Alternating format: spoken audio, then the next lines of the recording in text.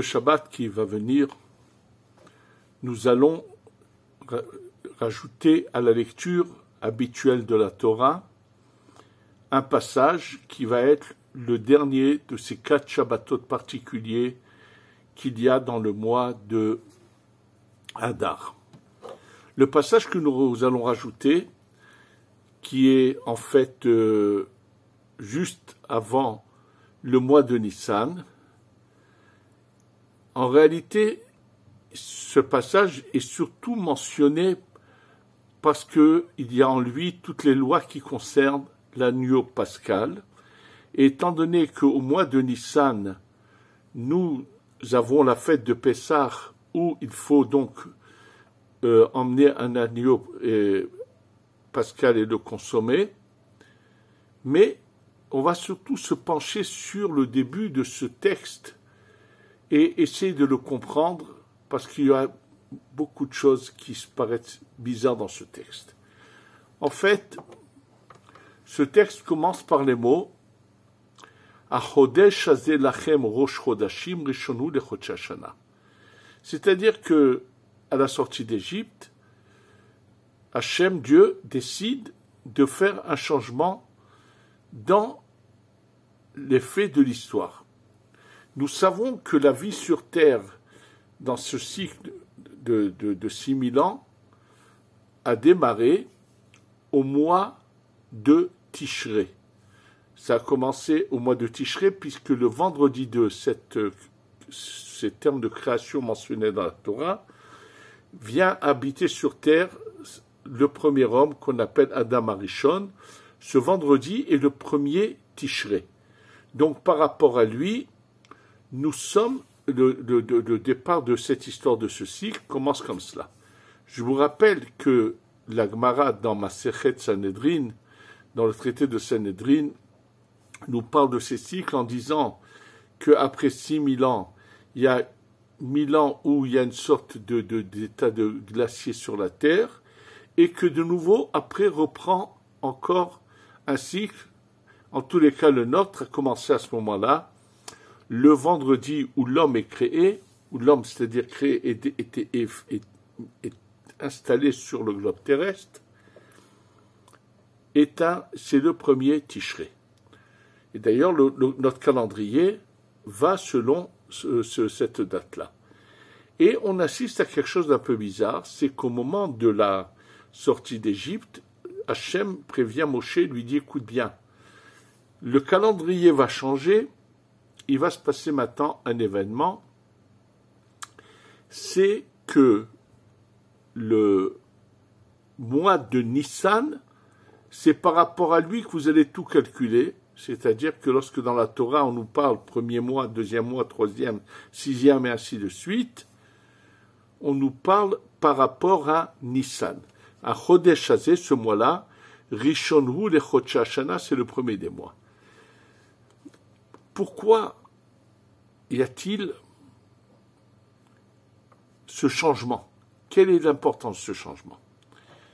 Ce qu'il faut comprendre et savoir de très important, c'est que c'est comme une grande famille où, finalement, le père de famille donne une marche à suivre pour que tout aille bien, qu'il y ait réussite dans la vie et dans tout. Et quand il constate que personne ne le suit, ne l'écoute, qu'il n'y en a qu'un de ses enfants qui décide de suivre son chemin, donc il lui dit, toi, à partir de toi, on va commencer une nouvelle histoire. C'est un peu dans cet esprit-là que le monde est créé, il y a un mélange, et là arrive cet homme qui s'appelle Avraham Avinu, qui lui est le premier à vouloir aller dans ce chemin d'un Dieu unique, à servir et à reconnaître que c'est lui qui gère le monde et de devoir le servir. Il a 2 enfants, mais il n'y en a qu'un qui suit son chemin, c'est Yitzhak, alors que Ésaü, qui va être l'Occident plus tard, va complètement dans l'autre sens de criminel, barbare, avec tous les défauts qu'ont tous ceux qui ont suivi son chemin.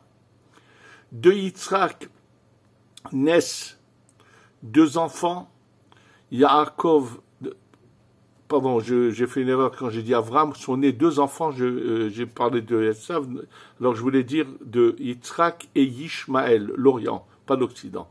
Est né Yishmaël qui lui suit un chemin qui n'est pas le bon, malheureusement, l'adultère, le vol, tout ce que vous voulez, mais ne suit pas du tout le bon chemin. De Yitzhak vont naître 2 enfants, Yaakov et Esav. Esav c'est l'Occident, qui ne suit pas le bon chemin, et de Yaakov va commencer un peuple qui va être celui que Dieu va appeler Béni Bechori Israël, mon fils aîné Israël, c'est-à-dire le premier de ceux qui vont reconnaître Hachem Dieu et le servir comme il se doit, sans changer de chemin. Il est évident que ce choix que Dieu a fait, parce que c'est pas lui qui l'a fait, c'est ceux qui ont su choisir, va provoquer bien sûr de la jalousie, de la haine des autres qui l'entourent. Et là, je voudrais parler, donc c'est pour qu'il y ait ce changement, un nouveau calendrier commence, une nouvelle histoire commence à travers le peuple d'Israël. Et pour comprendre comment l'ensemble du monde, quels sont leurs sentiments et leurs égards vis-à-vis du peuple d'Israël, je vais raconter une histoire qui se trouve dans un livre qui s'appelle Osefele. Très peu connu aujourd'hui, il y a une époque où beaucoup ont lu ce livre. L'auteur de ce livre, c'est Rabbi Eliezer Papo. Rabbi Eliezer Papo est plus connu pour son livre Pele Yoetz. C'était un rav qui était en Bulgarie, qui était un grand saint, un très très grand sadique, et qui a même écrit que celui qui étudiera dans ses livres, il l'aidera quand il sera là-haut, en tout point de vue, il ira plaider pour lui. Il a écrit encore d'autres livres, bien sûr, mais en tous les cas, le Pele Yoetz qui est connu, ça c'est un livre qui est assez étudié, alors que Osefele, qui est un livre où il raconte des histoires, mais pour donner des leçons de morale extraordinaires, est bien moins connu du public. Et là, je voudrais parler d'une histoire qu'il a appelée « Un ami et demi ». Je vais la raconter pour qu'il y ait beaucoup de gens comprennent dans quelle situation nous sommes aujourd'hui, et qu'ils ouvrent les yeux et qu'ils arrêtent de se leurrer et de croire à beaucoup de mensonges diffusés dans le monde et qui oublient vite que ce que nous avons subi pendant la période de la Shoah, de cette catastrophe où malheureusement Hitler avec ses alliés ont décimé une si grande partie du peuple juif. Alors, de quoi s'agit-il dans cette histoire? Et il parle d'une histoire qui s'était passée apparemment dans cette région du monde où lui vivait, d'un père qui voyait qui était très riche, et qui voyait que son fils avait un grand nombre de ce qu'il appelait des amis. Oui, des gens des jeunes, comme il disait à son père, voilà, tous ceux-là sont mes amis. Il en avait un grand nombre. Et le père, pour lui faire ouvrir les yeux, lui a dit, mon fils, moi, en une vie entière, j'ai réussi à avoir un ami et demi. Et toi, tu en as tant? Tu veux que je te prouve que ce ne sont pas tes amis, mais c'est juste par intérêt qu'ils te côtoient, mais qu'ils seront jamais présents au moment de tes malheurs? Écoute bien ce que tu vas faire. On va prendre un mouton qu'on va égorger, et après on va couper la tête du mouton. Je vais la mettre dans un couffin, dans un panier, avec du sang, donc on voit du sang. Et on va un peu couvrir la tête du mouton pour pas qu'on voit que c'est une tête de mouton. Et va chez tous tes amis et dis-leur, je viens de tuer quelqu'un, voilà, sa tête elle est dans le panier, tu peux m'héberger, tu peux m'aider.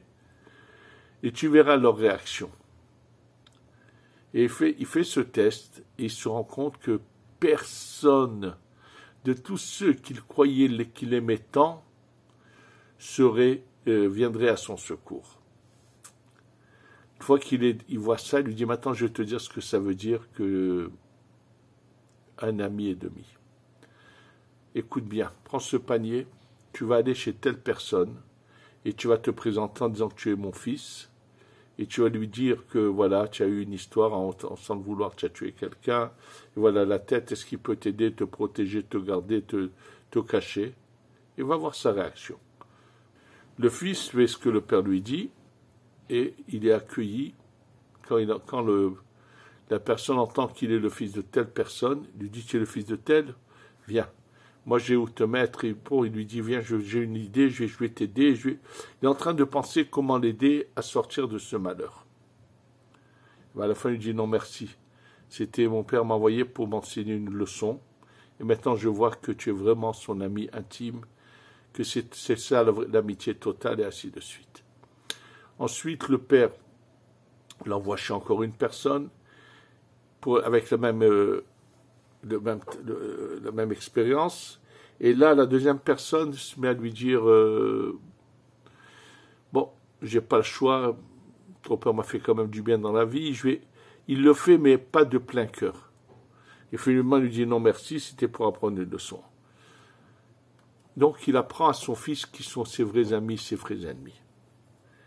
Je vous raconte cela parce qu'aujourd'hui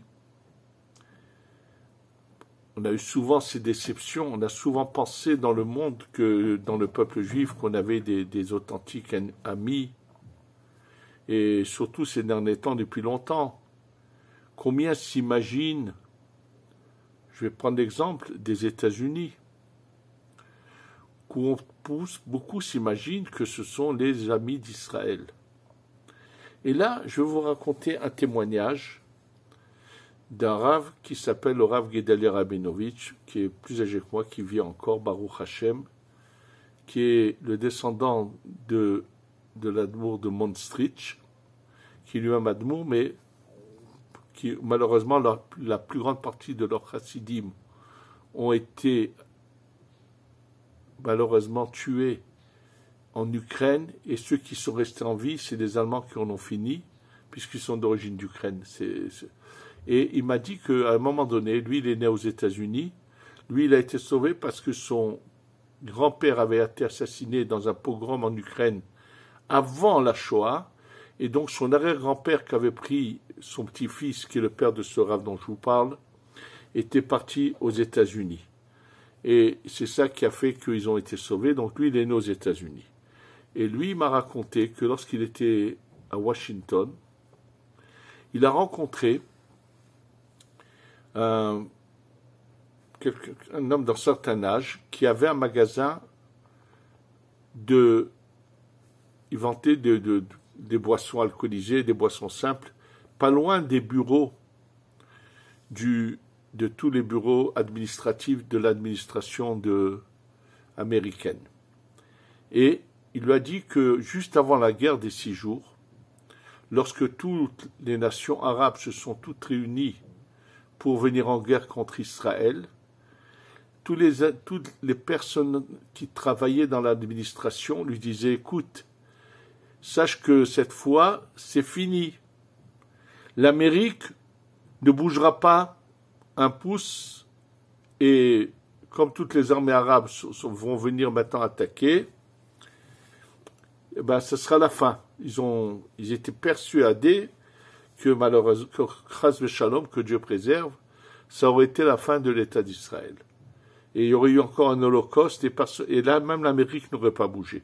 Ils lui ont dit, et lui, il leur a répondu, mais nous, on a un Dieu. Ils sont mis à lui rironner. Et bien sûr, quand le miracle s'est passé, ces miracles, je me rappelle quand j'étais jeune, de cette période où on n'arrêtait pas de lire les Télim, presque à longueur de journée, tellement on tremblait pour nos frères qui habitaient ici en Eretz Israël, et qui a eu finalement ces miracles spectaculaires où Hachem a montré qui est le patron dans le monde. Ce qu'il faut savoir, c'est que ces gens-là ont exprimé réellement ce qu'ils avaient au fond d'eux-mêmes.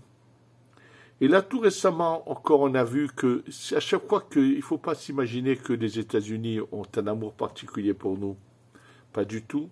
Mais c'était pour eux, ils ont toujours été, il y a eu un intérêt pour lequel ils ont cherché à être en lien avec nous. Si je devais prendre le temps de raconter, on passerait des heures. Je vous ferai réécouter ce discours de celui qui s'appelait le général de Gaulle et qui a eu des propos, mais d'une virulence antisémite, sans aucune gêne en public, et comment il a parlé quand il a vu la réussite que Dieu nous a épargné un deuxième holocauste après la guerre des 6 jours, comment il s'est exprimé avec une virulence, une méchanceté de nous traiter de peuple dominateur. Faut voir tout le mal qu'il a pu dire sans aucune gêne. À l'époque, le grand rabbin de France, le rabbin Kaplan, avait demandé une entrevue parce qu'il avait été choqué que ce monsieur se permette de parler aussi mal. Et il avait mis directement l'embargo sur les armes vers Israël parce qu'il n'admettait pas de voir la réussite. Cette haine, se trouve malheureusement chez grand nombre de gens. C'est sûr qu'il y a une toute petite minorité qu'on appelle Hassidé Umot Ha'olam. Oui, il y a une petite minorité qui ont fait des prouesses pendant la Shoah, qui se sont mis en danger pour sauver des béné Israël, et qu'on appelle Hassidé Umot Ha'olam. Mais il faut que vous sachiez qu'au fur et à mesure qu'on approche de cette délivrance totale, les anges qui représentent toutes ces nations là-haut le voient, ils voient le Beth Amikdash en train de descendre, et sachez que cet antisémitisme, que tous vont carrément montrer d'une manière éclatante leur haine vis-à-vis de nous, et que nous devons savoir une chose, que celui qui nous a sauvés dans toutes les générations viendra nous sauver. Nous le disons dans la Haggadah de Pessah.